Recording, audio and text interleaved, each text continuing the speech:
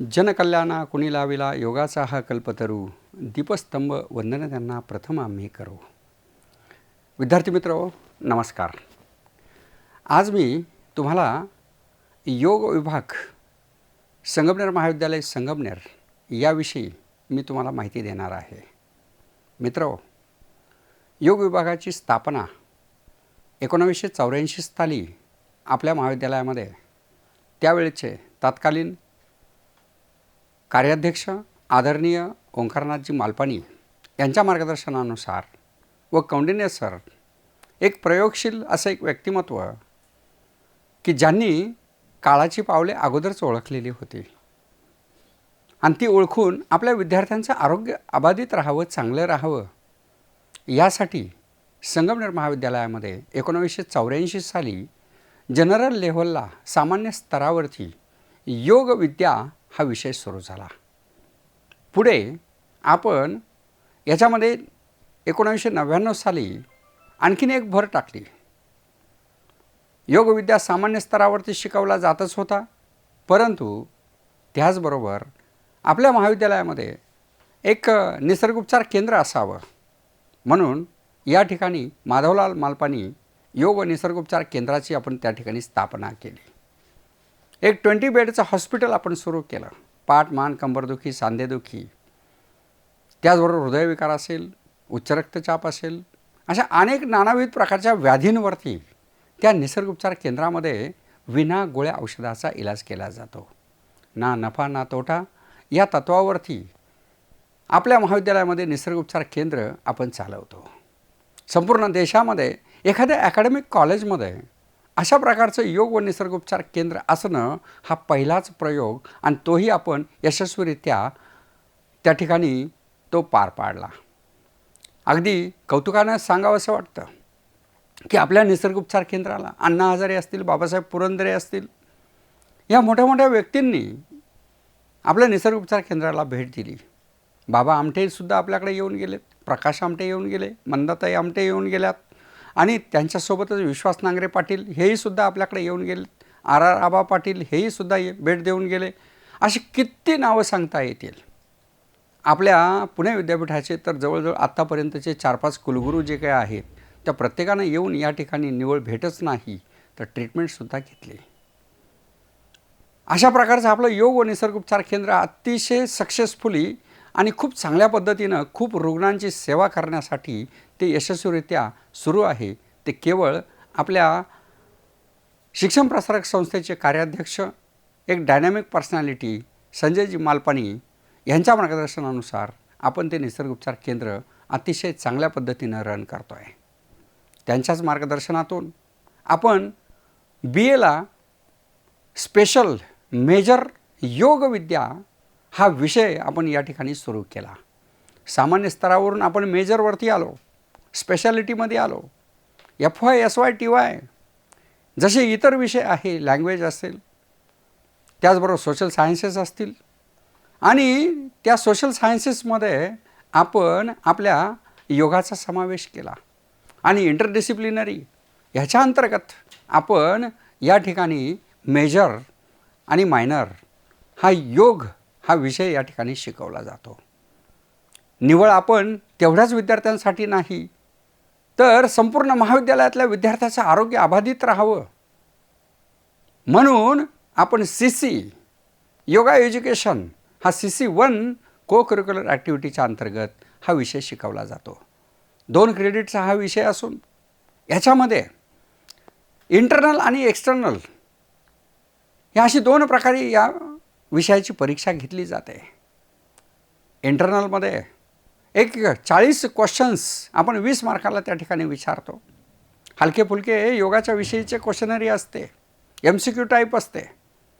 संपूर्ण महाविद्यालयामध्ये फर्स्ट इयरला येणारे जेवढे विद्यार्थी असतील, BA BCom BSc BBA BBS CA, त्याचबरोबर जेवढ्या फर्स्ट इयरच्या फॅकल्टीज आहेत, बिहोक असेल, या सर्व विद्यार्थ्यांना फर्स्ट इयरच्या CC योगा एज्युकेशन आपण शिकवलं जातं आणि हे ऑनलाईन पद्धतीनं आपण त्यांना सर्वांना देतो आहे.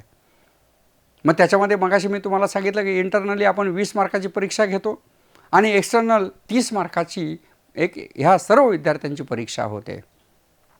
आता 30 मार्काची परीक्षा जी काही होते त्याच्यामध्ये त्या 30 मार्काचं डिव्हायडेशन हे 10 मार्काला आसनं 2 आसनं विचारली जातात, 10 मार्काला आपल्याला प्रोजेक्ट आहे आणि 10 मार्क आपल्याला ओरलला आहे. तर अशा पद्धतीनं 30 मार्काची आपली परीक्षा होते. या CCचा पुढे काय फायदा होतो? पुढे एकतर विद्यार्थ्याचं आरोग्य चांगलं राहतं आणि आरोग्य चांगलं एक मानसिक स्तरावरती, शारीरिक स्तरावरती त्याचं आरोग्य चांगलं राहिल्यानंतर त्याला पुढे SYला आल्यानंतर SYला BBA असेल, BBA CA असेल, त्याला मेडिटेशन फॉर मेंटल वेलबिंग हा CC3 हा विषय त्या ठिकाणी शिकवला जातो. CC3च्या बरोबरच CC4मध्ये मेडिटेशन फॉर हेल्थ हाही तो BBA CA आणि त्याचबरोबर BHOK AT असेल, DERI असेल, SD असेल, ह्या सगळ्या विद्यार्थ्यांना हा विषय 2 क्रेडिटचा आपल्याला शिकवला जातो. असं एक आगळा वेगळा एक प्रयोग आपण या ठिकाणी केलेला आहे आणि त्याचा फायदा आपल्या विद्यार्थ्यांना खूप मोठ्या प्रमाणात होतो आहे. मानसिक आरोग्य त्यांचं चांगलं होत आहे. निवळ ही मानसिक आरोग्यापुरतंच आपण थांबलेलो नाही आहे किंवा व्यक्ती हा मूलभूत केंद्रीभूत घटक मानून आपण शारीरिक आरोग्याचा किंवा मानसिक आरोग्याचाही विचाराच्या पलीकडे जाऊन पोहोचलो आहे. ते म्हणजे आपण यंदाच्या वर्षी MA इन योगा पुणे विद्यापीठामध्ये पहिलंच असं एक महाविद्यालय आहे की MA इन योगा हा प्रयोग आपण या ठिकाणी केला आणि ते MA इन योगा हा प्रयोग यशस्वीरित्या राबवलेला आहे.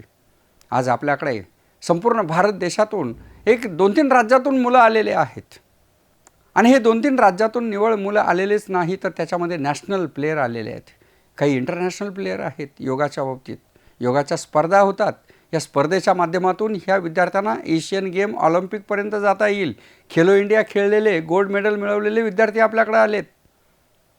एक अभिमानानं किंवा आनंदानं सांगावंसं वाटतं की योगाची घोडदौड ही अतिशय चांगल्या पद्धतीनं सुरू आहे. आपल्या योगा डिपार्टमेंटमध्ये आत्तापर्यंत जवळजवळ 25 ते 30 विद्यार्थी हे परदेशामध्ये योग शिक्षक म्हणून कार्यरत आहेत.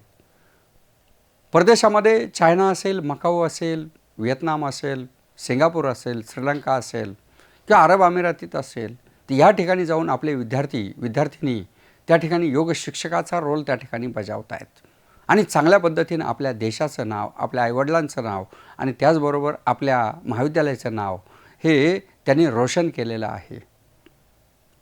याही पलीकडे जाऊन पुढचं जे काही आपलं भविष्यकालीन ज्या काही योजना आहेत त्या योजनेमध्ये आपण निवळ MA योगा सुरू करून थांबणार नाही.